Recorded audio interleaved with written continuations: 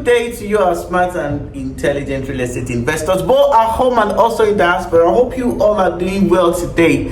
For those who have subscribed to our channel, I want to say a very big thank you. And for those who still subscribe, you have to just do that. One of the best ways you can encourage us to do more and give you, detailed analysis on land real estate issues basically is that when you give us some thumbs like, when you comment on your videos, it shows you're following, it shows you're supporting what we do. It gives us motivation to do more, and obviously we won't relent. So when we get those thumbs like, when we get those comments, when we get those subscribe button, it gives us joy. For me personally, it means a lot, because we spend a lot of money doing a lot of land search investigation. Even moving from one side to another, getting details costs a lot of money. So the best way you can say thank you to us is just to subscribe to our YouTube channel, turn on the notification bell, and of course, like I've already been saying, for every episode we make on this video, we share light on why a lot of people are making wrong investment options. So obviously, just subscribe. Alright, so subscribe to our channel, turn on the notification bell, and please share this video. This video will definitely save someone from making a wrong real estate investment. So this is just one of the things. So today we are going to be talking about Onile Palava. Why Onile invade real estate developers despite the fact that some of them claim to have paid. Okay, so today's series is going to be, of course, today's topic is going to be in series. So we're going to have series 1, series 2, series 3. So another exciting topic, right? That sounds right. Of course it does. So grab yourself a cup of coffee, sit down, relax, and of course follow this video. Now recently we witnessed a situation. It was a very, very terrible and of course ugly situation, which I pray not to. Now we've always established some fact that basically the reason why a lot of people are into real estate development basically is just because of the fact that they consider of course it's not even considered, the industry is very, very profitable. Now there was an ugly scenario that happened a few weeks ago, and of course it was based on one of the things we said. We told you basically that some people buy leased land from government and they sell it to people. Yeah, so that was a similar situation. And and when you're leasing land, when you're buying land basically from government, sometimes most of the errors some developers make basically is that they don't carry prominent family members along. And of course, sometimes when you're buying from government, especially if you're doing a lease, it is extremely cheap. So most times, most of these developers pays it pays them to do business basically with Lagos, ignoring those land. So one of the reasons why a lot of developers are having issues with Onile, number one, is that they are not contacting the right person from the family. There was a scenario that happened to me last year. I took a client for site inspection. Of course, that obviously is not happening again. So when we got to site, some people came to meet us. Of course, we were ambushed. It was a very, very ugly and terrible situation, but thank God we survived it. Nothing happened to us.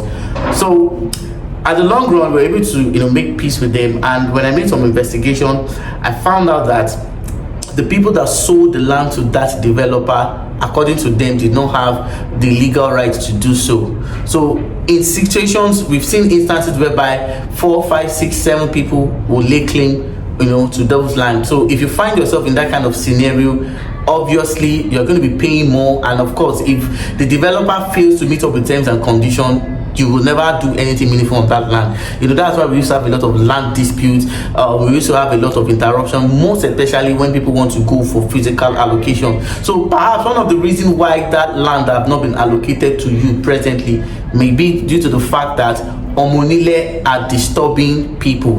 Then number 2, the reason why Onile disturb real estate developer basically in Lagos, Nigeria, is just due to the fact that the money the developer paid the family most times don't go round.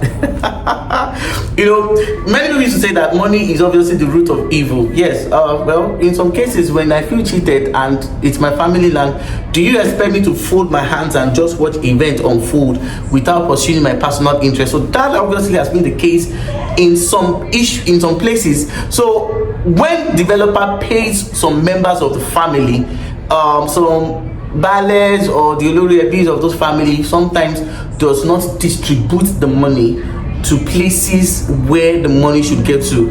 I've established in subsequent videos that a plot of course, acres of land may be owned by 10. In fact, there was a particular land transaction we completed a few weeks ago, and what we did basically was that when it got to the time for payment, we saw more than 20 people claiming laying rights to that property. So these are some of the things that happen. So most times when a developer pays a family, some traditional rulers or the members of the family or the elders of the family don't distribute that money to the places where they should go. So if that should be the case, you will definitely have issues. So when money does not go around, that's one of the issues why developers face a lot of problems with Onile. Then another reason why developers face issues with Onile is due to the fact that some developers hold Onile.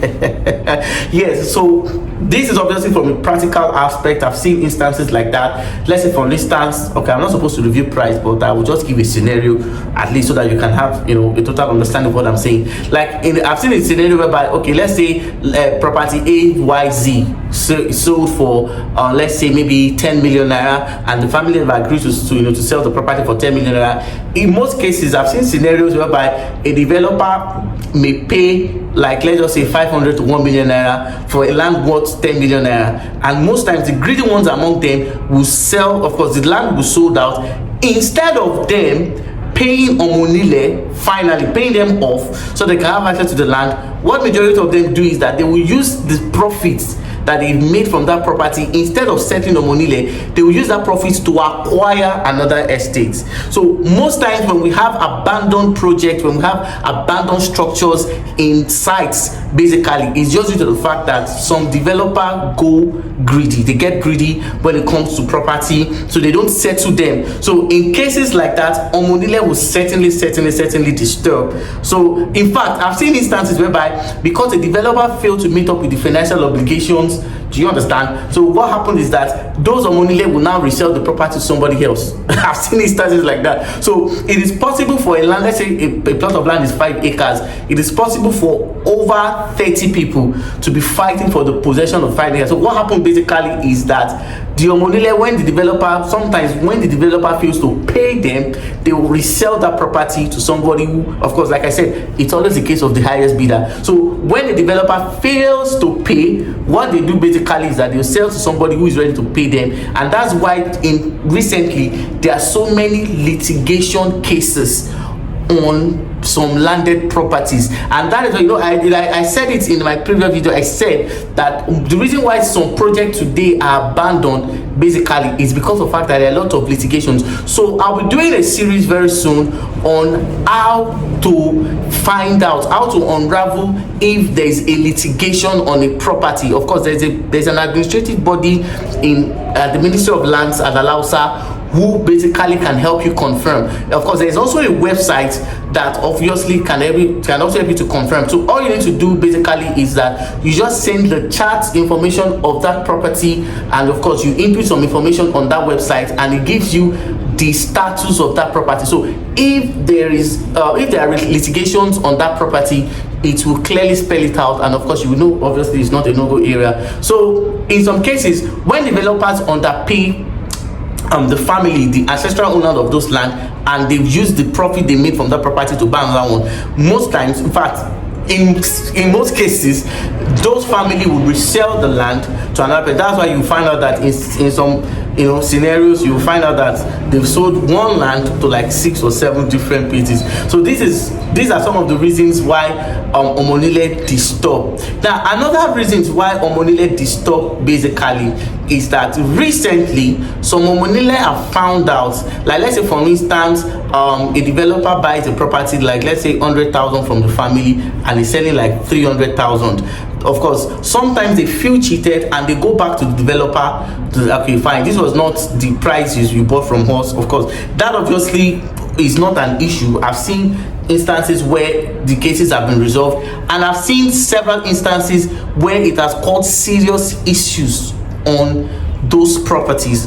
to the point that there was a particular day a company I know very well bought a property and wanted to go and do allocation. So that company had to go with some mobile policemen to get some allocation. And there was a scenario that happened recently. A developer bypassed the family and went to Lagos State government, got a lease on that property and sold the property. And of course, government sold the property to them. Now, after they got possession of that property, what the developer just did was just identify some members of the family, show them some documents that, okay, he didn't even tell them that government leased that land to them. So he just told them that, you see this land though that we have, basically, we bought from government. So we are not mandated to pay you. You can see how greedy some people can be when it comes to real estate. So he just tipped some members of the family. 2 weeks ago, they were supposed to have a physical allocation. The people that survived that scenario will be giving glory and thanksgiving in church. There was a rancor on site. A lot of people were attacked. Some people were beaten, beaten black and blue. Do you understand? So as of right now, like, permit me to use this word, they don't burn anybody when they go that land. So that's the point. So at the long run, the developer found out that he could not resolve the issue. So what he did basically, that he had to go to another location, and according to reports, according to information we got, he went somewhere farther, like the extreme end of town, and got another place. So when he now invited, he reinvited all of them for allocation. Now, what happened on site basically was that a lot of people rejected that property because what he sold to them was better than, you know, the places. So in cases like that, in order to avoid cases of reallocating you to another place, you have to do your due diligence. And that's why I've said this several times, that the purpose of this video basically is not to undermine the efforts of other real estate developer, but the purpose of this video basically is to open your eyes to the happenings, to what is going on. This is Nigeria. In Nigeria, anything is possible. There is nobody regulating real estate activities in Nigeria. There is nobody prosecuting people who have defaulted or perhaps who have done a lot of harm in real estate. Most of these developers are so rich to the point that even when you report them to different law enforcement agencies, they have the money to settle the case even without you knowing. So this is why we say that, of course, this is what we do. We are here to help you avoid this kind of scenarios, provide professional services, and at the same time establish a long-term relationship with you people so that you can know that you can still do real estate in Nigeria and do it rightly. So this is where we're going to drop the curtain, and of course we are going to continue in different series, and of course I'm going to be talking about some of the promos as well as the FAQs and other terms and conditions in real estate that you need to understand before you make a real estate investment. Of course, that will be done in subsequent series. So if you have gotten value, if you are impressed with what we've done so far, give us a thumb like, subscribe, turn on the notification bell, and of course share. When you give us this thumb like, you know, there's this way you used to sweet me in my belly. So thank you very much. I remain Adejare, your number one experienced and of course professional real estate investor, and obviously a professional here in Lagos, Nigeria. Have a nice day and God bless you.